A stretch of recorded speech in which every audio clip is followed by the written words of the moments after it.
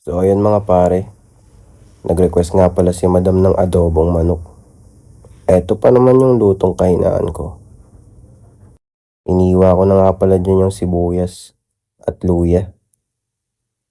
Kahit di ka masyadong magaling magluto, basta marunong ka lang. Yan na yung pinaka-the best na magagawa mo sa commander mo. Iniwa ko na nga rin pala dyan yung patatas. Tapos yung bawang. Maganda pag may bawang. Yun oh, dagdag pogi points na naman tayo nito. Lagyan na rin natin yung mantika. Tapos pagsabay-sabay na natin yun sila lahat.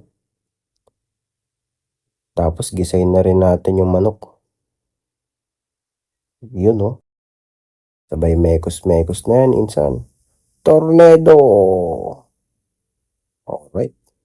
Kapag medyo nagisa na, lagyan na natin ng tubig, tapos takpan natin. Lagyan na rin natin yung patatas. O, di ba? Mukhang adobo naman siya, di ba?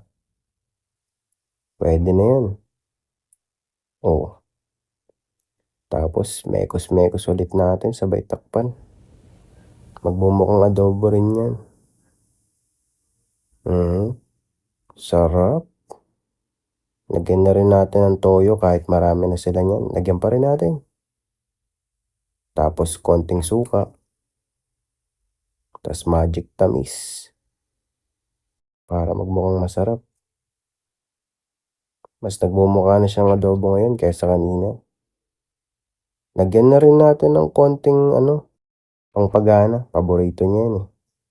Sundin lang natin gusto nila kasi lagi silang tama.